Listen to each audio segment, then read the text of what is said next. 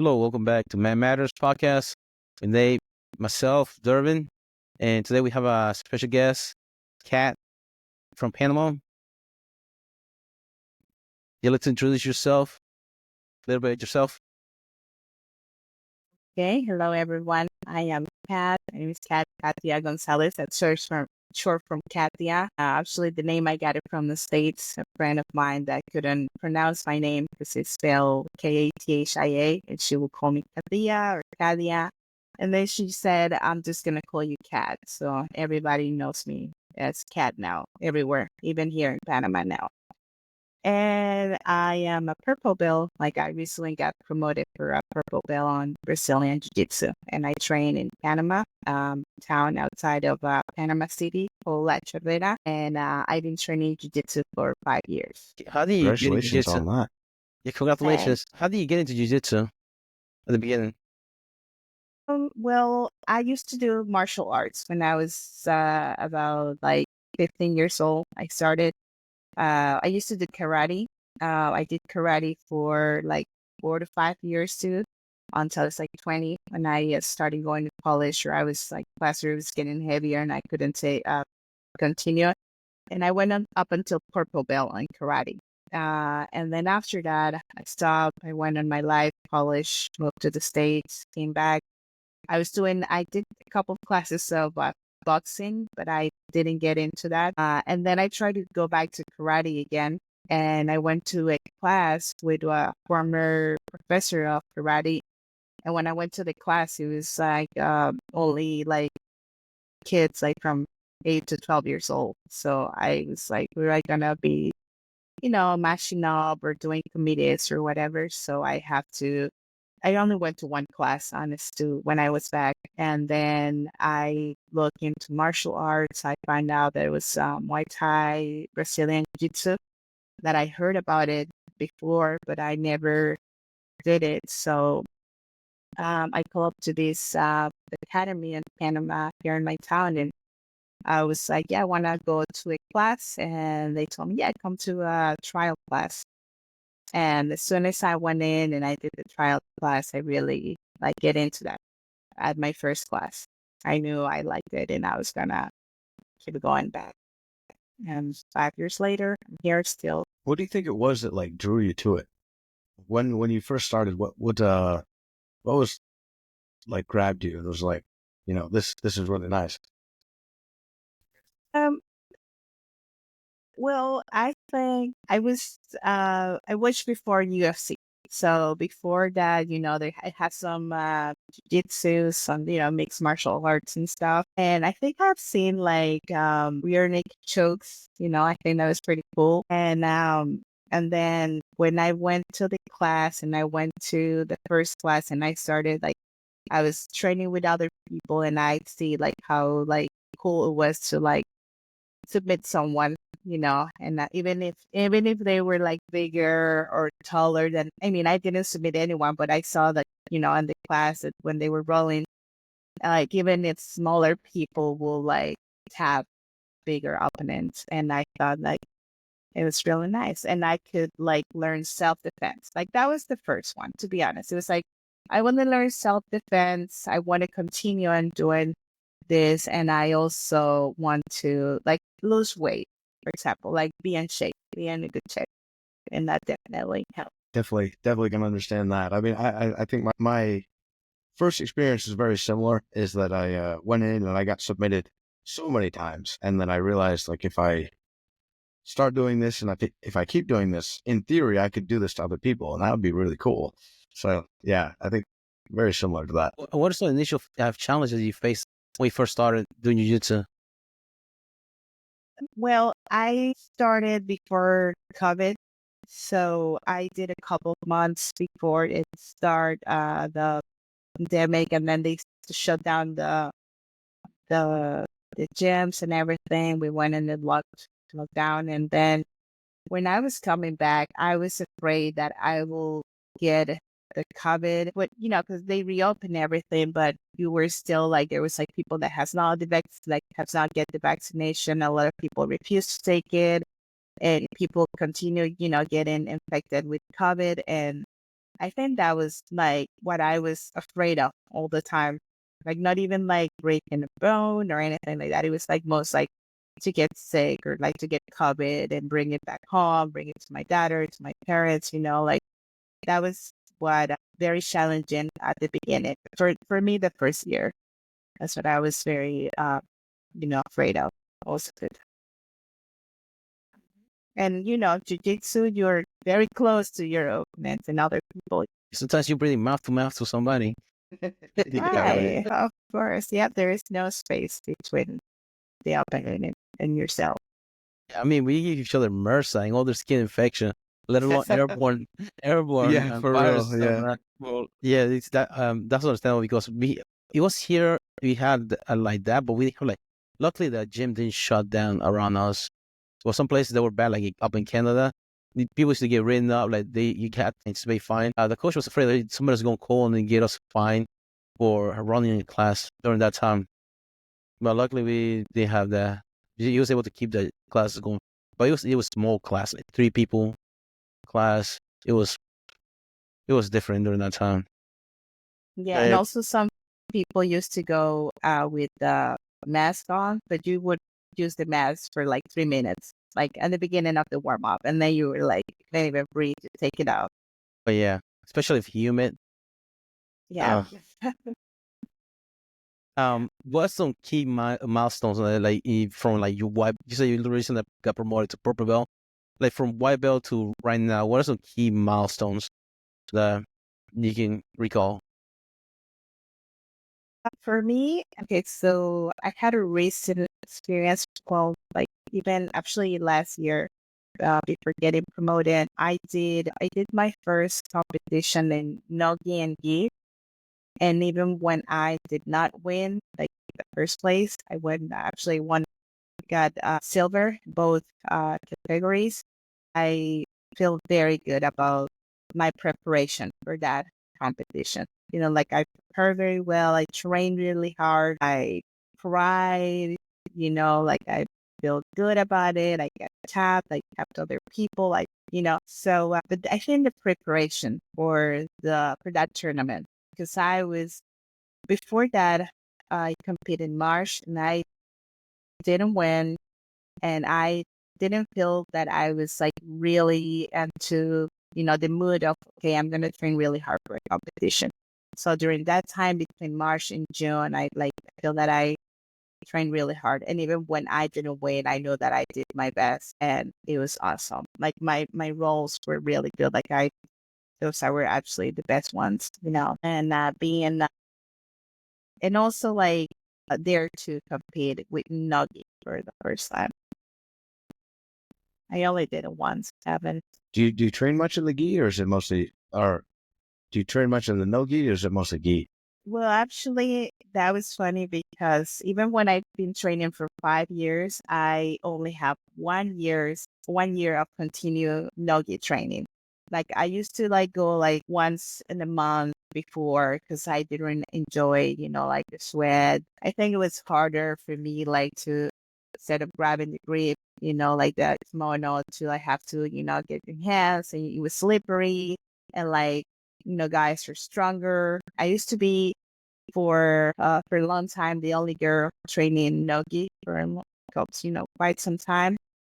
And like even when I have like try to find like partners that were about like my side, I still have to like roll. Like I always challenge it and push myself. Like even like try to like roll with bigger opponents, like heavier. So like my mindset up is not to roll with someone that I feel that, like to be in a comfort zone. Like, for example, even when there's people that roll really hard, they still like, I feel comfortable with them because I don't know I know how they roll. I know that they're not going to hurt me, but they still, like very competitive. So like if someone tapped me so many times, I want to keep rolling with that person until I get better, or at least like I get to the point that, like for the first time, this person didn't tap me out in 5 minutes, or like we lasted 4 minutes, or like I lose 30 seconds before the match and, things like that. Yeah. And going back to the point of the nogi and the gi, I get an advice. It was someone told me, like if you do more no gi, you're gonna get better at gi, because you're gonna be faster and your moves and stuff like that. And like when you don't have the grip, you're still gonna have other parts, to grab and like other techniques. So I definitely started going like I kind of like pumped myself up and I like bought me the Noki rash guard and the pants. So I was like motivated to go, girls. Yeah, so you got to commit. so yeah, so I was like, so I started doing that. I only owned like 1 or 2 rash guards before. Now I have like 6, to go to Nogi. So that's definitely something that gets me going. Like, the new pink rash guard. Yeah, the Power Yeah, Ranger outfit. but no pinky, no No pink pinky? No, you kimono. think No, no, no, no, no. I Never respect. liked it. Yeah, never liked it. No, no, no pink or purple. Not my colors. No, I keep the traditional. You know, Yeah, a lot of gyms are traditional, like white, blue, or black. Like they don't allow it, or I think gray, not even gray. white, white, Yeah, blue, Yeah, and black. yeah. yeah, Some I are don't just know. white and blue. I thought black Yeah, was even in some of the more traditional ones. I've started liking the black geese just because they don't stain. They yeah, don't get the matte grossness on there. yeah. Especially the white ones. Yeah. Yeah. I like the white ones a lot. I like the look, but oof, they do show the stains. Like for this special occasion. You wear. Yeah, Exactly. Yeah. those blood stains are hard to get off too. Exactly. Mhm. That I Yeah, learned that from Deadpool. Yeah, like yeah, I think Atos they only wear white. In Really? Boys Gracie only wear white in their gyms. They're all white. Yeah, that's tradition. Because remember, Boys Gracie used to come out with Helio, the white gi all the time. Mhm.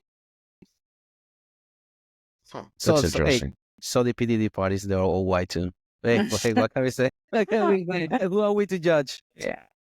We listen and we don't judge. Don't judge. Um, well, so you said what? Do you feel a different in the flow of training after you started doing no gi compared to only doing exclusively gi? Definitely. Yes. Yes. Even like when I train Nogi, we do a lot of like attacks to the leg and a gi, you're always trying to choke or arm bar or something like that. So that actually when I'm in the gi and I have the leg next or like close or reachable to like a good luck or something, show that. So I think, well, that's one of the things that I believe. And mobility. That's how you say it, mobility. Hmm. Like easier to move around and stuff. Definitely. Because you're loose when you're without, without gi. You're like more loose. You can like, carry the whole heavy weight of the gi. So Yeah, much faster definitely. paced. Mm-hmm. Yeah. Yeah. So that helps. Yesterday we were doing King of the Mat and how to start in close guard. And man, I was in guard. If I was a king, I was on my back, close guard, and trying to get a grip on somebody without having a lapel or a sleeve you can hold on to. Man, it's a beast. And from close guard, you try to keep your guard. You have trying to find a way on the hug, grab the head, especially the posture of somebody like keeping their head because you can just grab the lapel, keep pulling them down. But if you don't have those grips, it's a beast trying to keep somebody down in your close guard for attacks. Yeah, it makes a big difference. Are you saying I'm curious if you were kind of saying you felt like the bigger opponents you could restrain them better in the gi than in the no gi? Do you think that's just because that's what you're familiar with? Or I've honestly been curious about which is better for the smaller opponent because the flip side is the bigger guy, if they get a grip, it's really hard to strip it sometimes. I'm curious, yeah, do you think it's easier to face a larger opponent in the gi versus the no gi? Yes, for sure. Yeah, definitely. Mhm. Yeah, when they're like big tall guy, I'm 5'3". So normally, like usually they guys that are like 6 feet tall, and like the first thing I go when I'm doing noggin with them is going to the legs. I don't even know what else to attack, like. Mhm. And if they're in the gi, I try to, try to do other like get in the bag, try to do a show, and Mhm. No, that makes sense. Mhm. Yeah. The feet are the equalizers. There's no everybody's ankles are weak. But yeah, that's the first line of contact to the floor too. It's not like I'm Mhm. levitating. They have to touch the Yeah. floor. Now, question: are you a takedown or are you a guard puller? Okay, that's hard. Okay, I used to think that I was a takedown, and then I decided need to start pulling guard. And actually, that's my year's resolution to do more guard game. You know, that's what, like been trying, practicing that a lot ever since a few months back. But after getting the purple belt, I'm like, oh, now I have to get into this more, like more into guard. No, I mean that makes sense. I don't know. I feel like it is important to know at least some of both games, the takedowns and the guard pulling. I personally have no background in wrestling, so my stand up is pretty terrible. That being said, I like playing the top game better. I mean, it's still my preferred, but it's forced me to learn some of the guard game as well, just because some guys are better wrestlers, and I have to give that to them. So I have to play the guard game. There is a point that you need to have a balance because you need to know what you're gonna do with, like especially if you want to compete and do other stuff, like have your game ready, like because you have a plan. Like that's always what happened. Actually, in my first, we haven't get to the point of the competitions, but I was like, yeah, I am going to pull guard, and when I see my opponent, I was like, that's not gonna happen. Like I Okay. know that I have to switch the plan. hmm Because you sometimes you don't know the opponent. There's many more things that I want to add about, when it comes to the competition and women and all that here. It's a fine balance between like pushing and pulling. Like for example, going for the takedown and pulling guard. It's that timing because sometimes you pull guard and you pull somebody out of your guard instead of pulling into your guard. It's like a small timing to get them, especially from standing up when you go down. It's like, side control. Damn it, I miss it. Let me get back to hand guard at least. It's just that it's like the timing. It just takes practice too to get it in. Because like for example, the split guard too. Trying to get it underhook, a head tie up, and trying to get him into But your guard. yeah, that can even happen when you try to throw a takedown and it goes wrong and you like fall with the opponent. That also happens. Like it happens. One thing I tried to do in the gym with Adolfo was going for a fake a takedown and go for a very ball roll.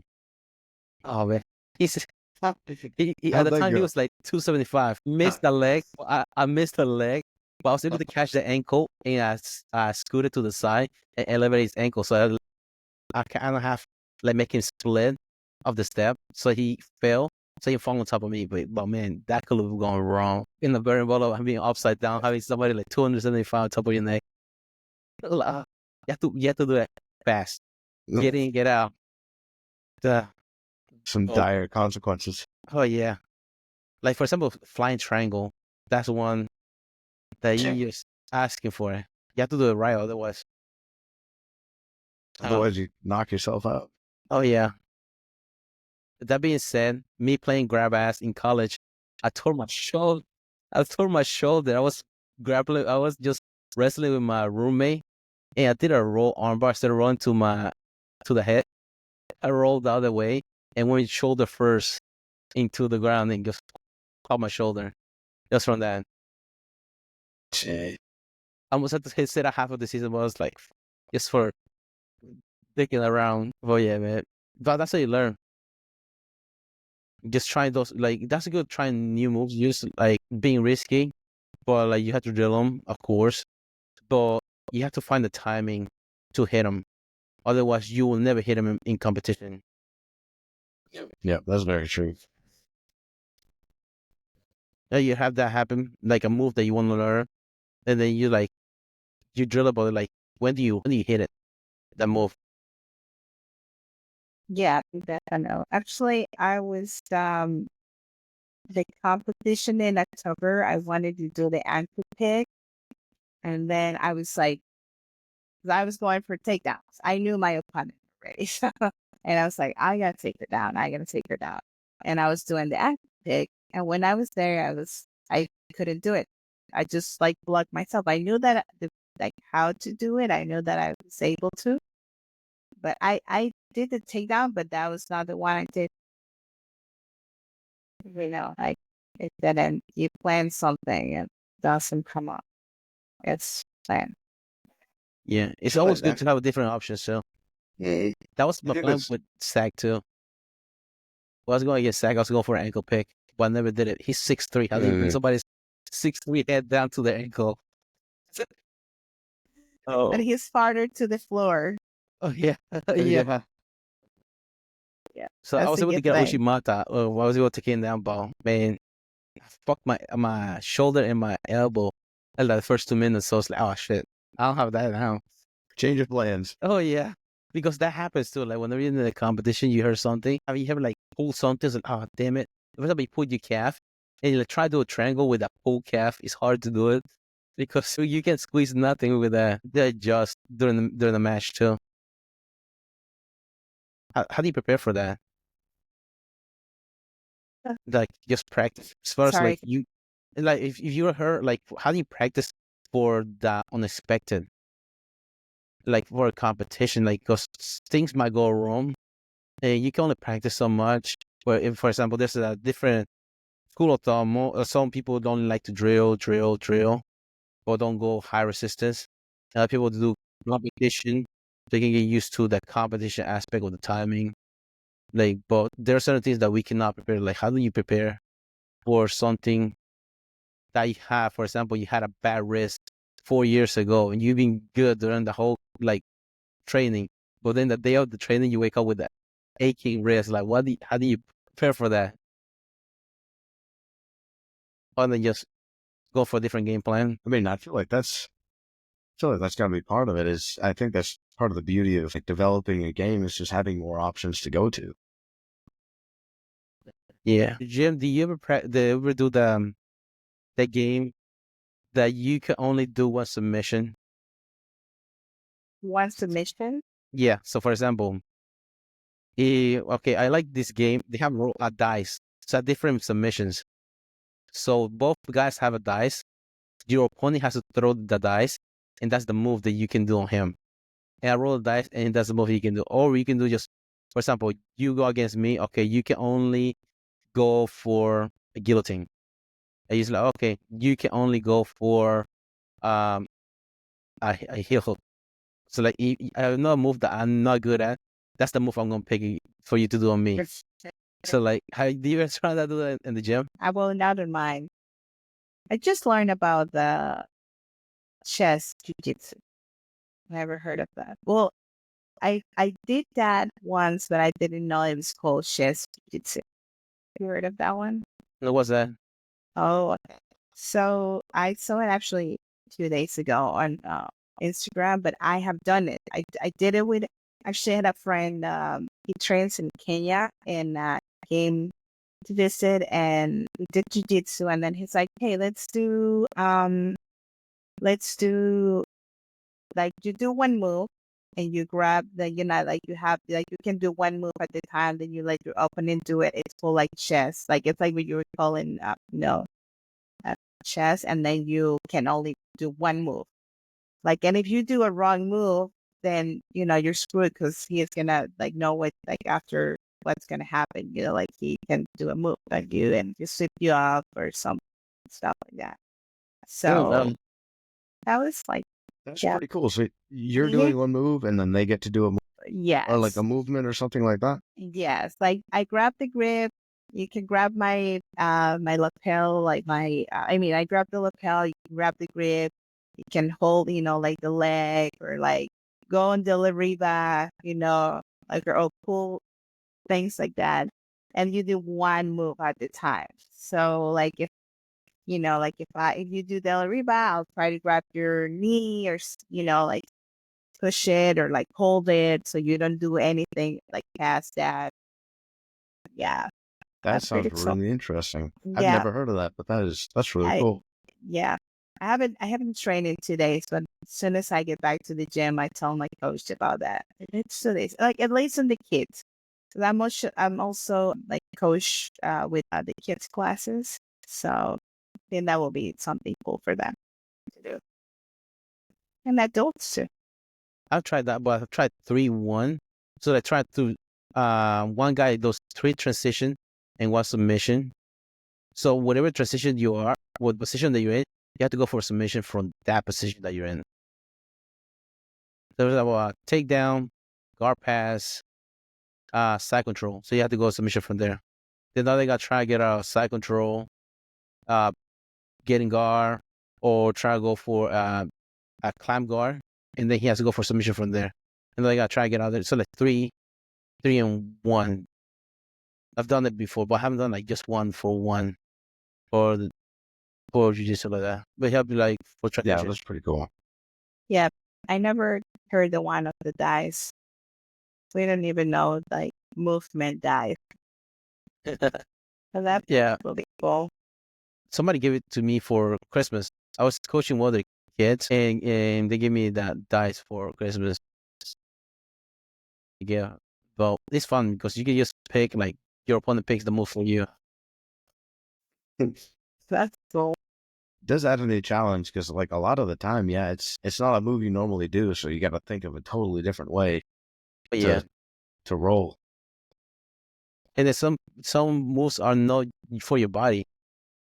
For example, having thick legs, there's no way I'll be do a triangle anybody. Yeah, I can just have a little baby. That's the only way I can triangle. My leg is nowhere from Yeah, triangle. I can get a good squeeze, but like I can't get nowhere in a triangle. I feel the same way. But you know what? It's very interesting that this happened to. There was this guy. He was like 18. This like very skinny little bluebells that no one can choke. Like they're like I don't know if they're like elastic or something. But and he couldn't get like I was training with him. Like never trained with him, but he was very famous for not getting choked by anyone or triangle or anything.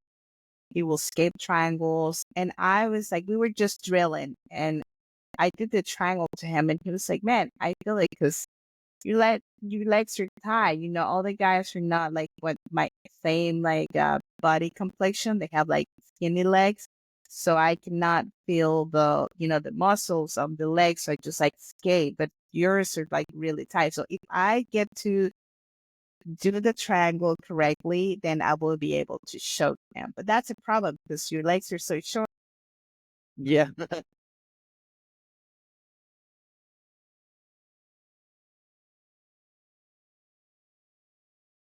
it's hard to get it sometimes unless you get like a mounted triangle. Yeah, that one's game over. That's only why because you have to hang yourself upside down, on your legs like that to get a triangle.